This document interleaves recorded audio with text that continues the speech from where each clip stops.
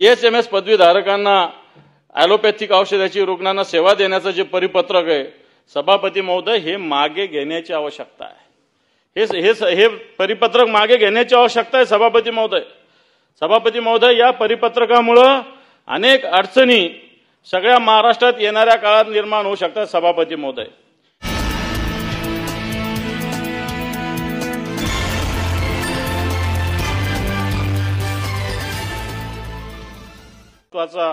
आत्ताच्या घडीला वैद्यकीय शिक्षण विभागाचा आहे।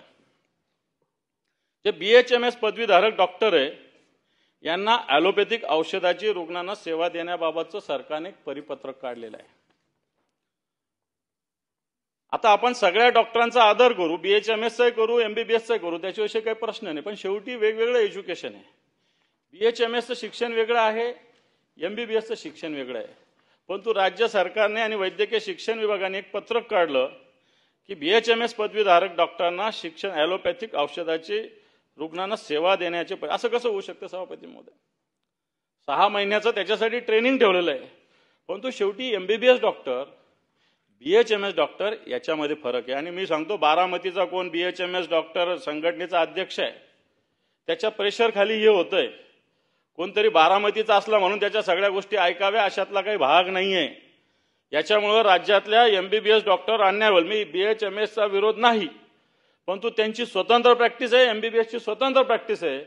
असं असताना जर सरकार अशा पद्धतीनं पावलं उचलत असेल तर मला असं वाटतं या सगळ्या गोष्टी सुद्धा चुकीच्या आहे। कारण महाराष्ट्र मेडिकल काउन्सिलनं ही परवानगी दिलेली सभापती महोदय एका परिपत्रकाने, उच्च न्यायालयाची स्थगिती त्याला, तरी महाराष्ट्र मेडिकल काउन्सिलनं 30 जून 2025 रोजी म्हणजे 15 दिवस झाले ही परवानगी दिलेली आहे। मला असं वाटतं ही परवानगी चुकीची आहे। कोण असेल, कोण BHMSचे लोक सरकारवर प्रेशर करत असतील, माझ्या माहितीप्रमाणे BHMS संघटनेचा कोणीतरी अमरावतीचा डॉक्टर आहे, त्याच्या प्रेशर खाली या सगळ्या गोष्टी होत आहेत सभापती महोदय। आता महाराष्ट्र मेडिकल काउन्सिल एक स्वतंत्र विषय आहे। महाराष्ट्र मेडिकल काउन्सिल खरं याच्यात निवडणुका झाल्या पाहिजे सभापती महोदय, सरकार या निवडणुका बरोबर ना बंटी पाटील साहेब, परंतु या निवडणुका मागच्या 2.5 वर्षात झालेल्या नाही। याच्यावर प्रशासक आहे, प्रशासक असल्यामुळे काय होतं, या वैद्यकीय शिक्षण मंत्र्याला किंवा सरकारला काही निर्णय घेता येतं। खऱ्या अर्थानं ही डॉक्टरांची बॉडी असते, डॉक्टरांची निवडणूक असते, याच्यात सगळे डॉक्टर निवडून येऊन ही बॉडी बनत असते। जसं आपण म्हणतो फक्त स्थानिक स्वराज्य संस्था, जिल्हा परिषद, पंचायत समितीच्या निवडणुका नाही, इथं सुद्धा सरकार निवडणुका घेत नाही सभापती महोदय। आणि म्हणून या सुद्धा निवडणुका जर झाल्या तर मला वाटतं असे निर्णय घ्यायची जबाबदारी या संस्थेवर येत असते, सरकारचा कोणताही त्याच्यामध्ये सहभाग राहत नाही।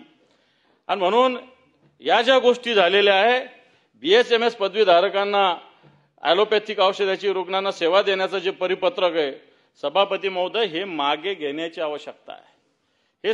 हे परिपत्रक मागे घेण्याची आवश्यकता आहे सभापती महोदय। सभापती महोदय या परिपत्रकामुळे अनेक अडचणी सगळ्या महाराष्ट्रात येणाऱ्या काळात निर्माण होऊ शकतात सभापती महोदय। आणि म्हणून मी आपल्याला विनंती करेल, आपल्या मार्फत सरकारला विनंती करेल की हे परिपत्रक वापस घेण्याची आवश्यकता आहे सभापती।